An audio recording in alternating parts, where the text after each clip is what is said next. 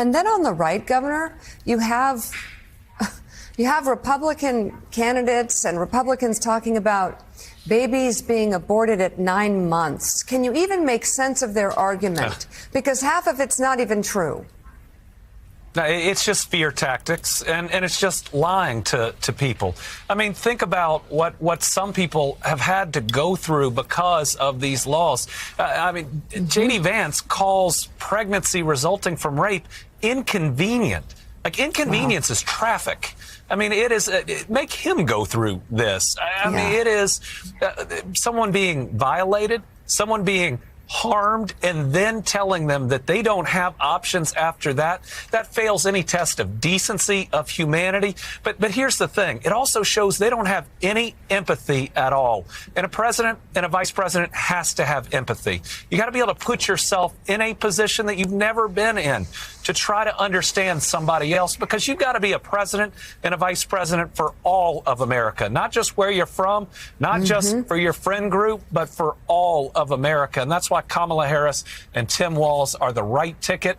They're the right people. I'm really excited to support them, and this is one crucial reason. So, Governor, I will say I was in the room last night, and when Hadley was speaking, a few moments later. His comments are disgusting, and I think it's important that the media not misrepresent what I actually say, because then it leads a guy like Beshear to go off and basically, he's effectively fantasizing about some member of my family getting raped so that I know what it feels like. I just think that's really gross and really disgusting. Look, I mean, the guy's a complete loser, and he's gone after me repeatedly, but this particular thing, going after my family, really bothered me. And look, the comments that he's talking about, I never once called rape inconvenient. It's a total fiction of the Democratic National Committee. I never said it. I never said anything like it. What I was talking about was the context of an unexpected pregnancy, not one caused by rape. And I think that we shouldn't see unexpected pregnancies, babies that come from them, as inconveniences. Of course, rape is a terrible, terrible tragedy and a terrible, terrible thing. I never said what the Democratic Party accused me of saying. All right, guys. So once again, we got to talk about the freak show Democrat Party that is once again showing us how evil and twisted they actually are. Okay, the party of love and acceptance and tolerance is not very loving. They're not very accepting. They're not very tolerant, and they're also not very liberal. And stories like this are exactly what I'm talking about, because when a Democrat is in the wrong, okay, they're clearly in the wrong. They don't do what Republicans do, right? Republicans tend to bend the knee, grovel, and say that, yeah, I was wrong for saying these things. I shouldn't have said it, right? They admit that, yeah, I was wrong, even though a lot of times they're not wrong. Like, for example, when you saw the Republicans calling Kamala Harris a DEI hire, which is the truth. That's what Joe Biden hired her for, right? He picked her to be VP because of diversity, equity, and inclusion. And Republicans are just rightfully pointed out. They are correct on the issue. But yet they were bullied by the media into not calling her that anymore, because the media said it was racist and it was wrong to call Kamala Harris something that, according to the left, is supposed to be a good thing. So that's typically how politics works, okay? In 2024, Republicans are held to this impossibly high standard, right? When it comes to their behavior, their conduct, the way they conduct themselves, which I'm not saying they shouldn't be held to that standard. The problem is that Democrats aren't held to that standard at all. Democrats are allowed to say whatever they want to say. It doesn't matter how hateful it is. Doesn't matter how bigoted it is. Doesn't matter how racist it is. Doesn't matter any of these things, right? They're allowed to just say it out loud. Like, for example, they're allowed to celebrate demographic change, okay? But yet Republicans aren't even allowed to talk about it at all, because if Republicans talk about it, it's bigoted and it's hateful, but liberals talk about it, oh, well, it's an amazing thing. It's a powerful suggestion, right? That Barack Obama is the future, that Kamala Harris is the future, and that Donald Trump is the past. And indeed, that demographic reality lies at the core of so much of Donald Trump's power over his audience, right? The idea that a multicultural, inclusive America is actually the road we're heading down, and that the sort of white patriarchal society that allowed Donald Trump to profiteer as much as he has is going into the rear view, right? That's a powerful, distressing idea if you are part of the white patriarchy like Donald Trump. and his supporters who see change, who see people like Barack Obama, who see people like Kamala Harris, multi-ethnic, multiracial, progressive leaders, and are scared of that vision, right?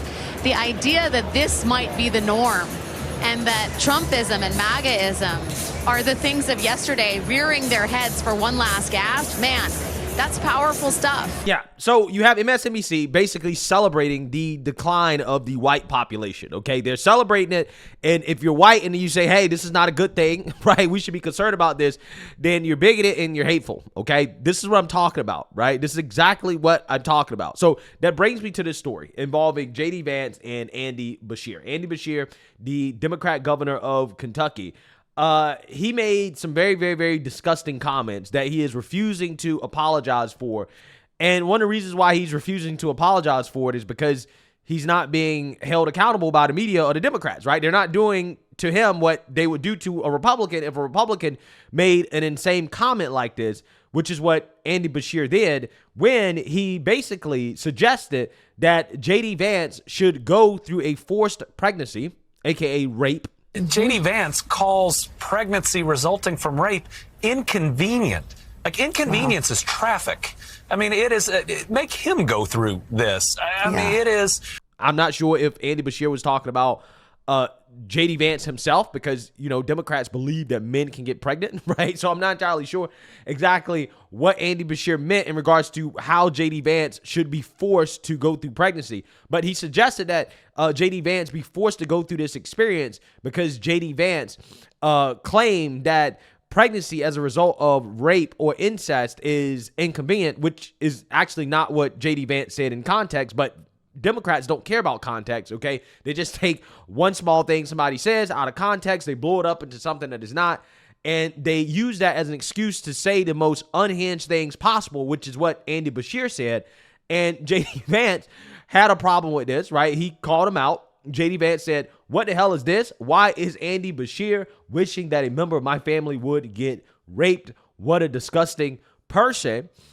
So you have J.D. Vance calling this out. At the beginning of this video, you guys saw him calling Andy Beshear out. And this has now resulted in Andy Beshear getting a ton of backlash from people on the right. However, it seems as if people on the left, they're quiet, right? There's crickets around this, okay? They don't really have much to say about it, even though this dude was clearly and obviously trying to say that, yeah, J.D. Vance, either him or his family members should be forced to go through a pregnancy, which again is a very messed up thing to say. But MSNBC did ask Andy Beshear about these comments amid the backlash. And I want you guys just to notice how much of a softball this is from MSNBC.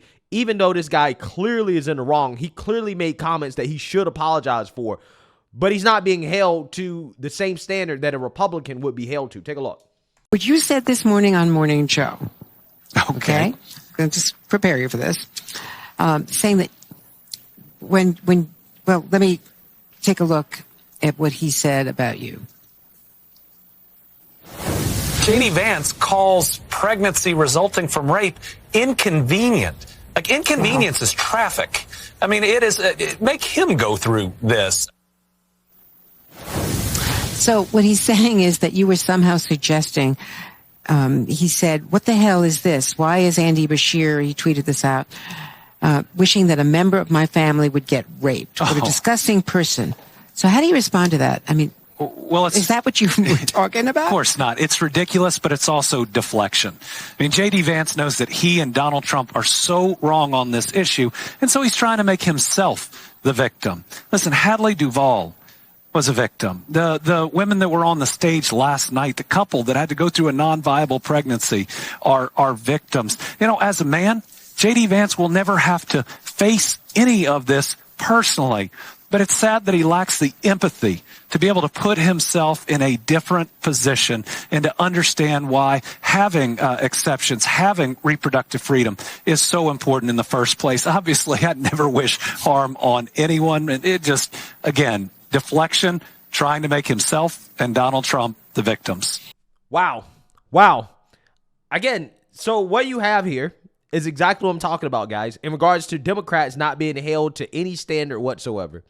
When he initially made the comments on MSNBC on Morning Joe, there was no pushback. Nobody said, hold on. Now, what do you mean by that? What do you mean by JD Vance should be forced to go through this? Like, what are you suggesting? Are you suggesting he should be forced to get pregnant and have a baby, right, after being raped? Is that what you're suggesting? Or are you suggesting that one of his family members go through it? Like, what are you actually suggesting here, right? Nobody pushed back on it. Nobody said anything. Now, after all the backlash, this guy was forced to address the situation because JD Vance spoke about it. And this same platform, MSNBC, just allows this guy to completely deflect and to pretend as if he didn't say something that he clearly said. I mean, he clearly said JD Vance should have to go through it, right? Somebody should make him go through it. How else are you supposed to interpret those comments, right? I mean, even in the full context of what he said, which is what I played at the beginning of this video, because this is what I like to do, unlike the mainstream liberal media. I don't like to take people's comments out of context and then blow it up into something that is not, which is what the Democrats did with JD Vance. No, I like to get the full context so that people understand that, no, this is not an exaggeration. This guy literally said somebody should force JD Vance to go through rape and a pregnancy to teach him a lesson about abortion. Right? This is what he said.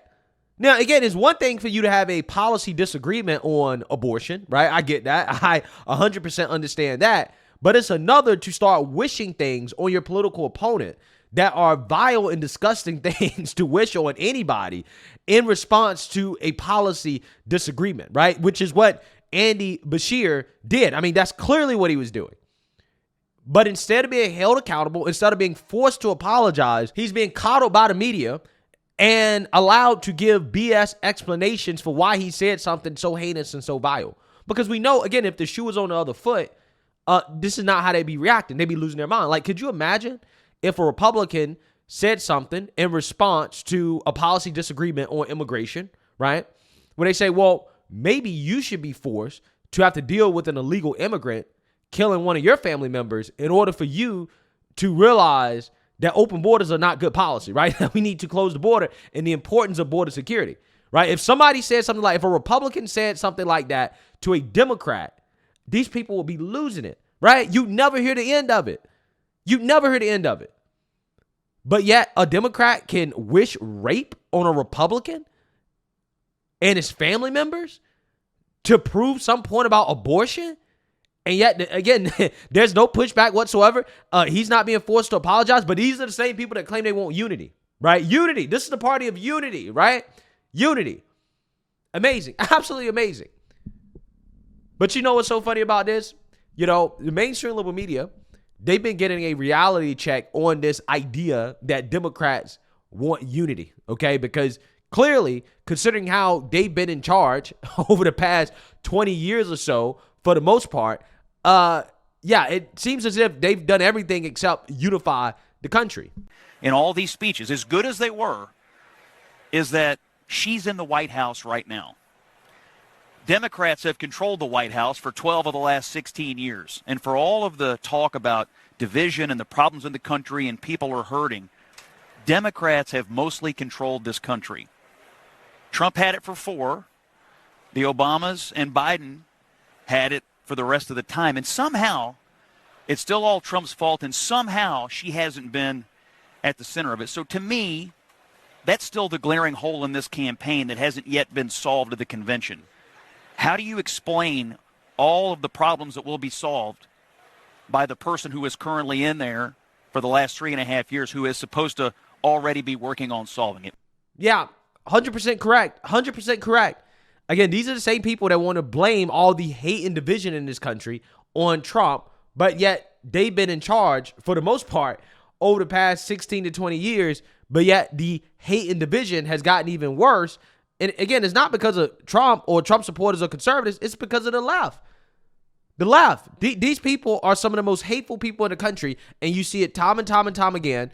And they're never held accountable for their hate and their bigotry. And then people wonder why. Okay, why does the hate and division continue to get worse instead of better? It's because you have one side of political aisle that's not being held accountable at all for the hate and division that they cause, right? Again, this guy is not apologizing at all, right? It shows you the difference between Democrats and Republicans. Democrats, they'll do something wrong, obviously wrong. They'll say something obviously wrong, something heinous, and they won't apologize for it. They will never apologize. So, yeah, I mean, it certainly does show you the difference between the two parties, right? Republicans, yeah, they're willing to actually go high when Democrats go low, okay? But the problem is that it doesn't seem as if Republicans are actually being rewarded for taking the high road, which they constantly do all the time, okay? They constantly take the high road. Democrats just go lower, and Republicans don't seem to benefit from it, and that is the most frustrating part about this. But again, a lot of it has to do with the fact that the media refuses to hold Democrats accountable for the disgusting, vile, and hateful things that they say. So let me know what you guys think. Make sure you like, comment, and subscribe. Most importantly, share a Black conservative perspective. Peace.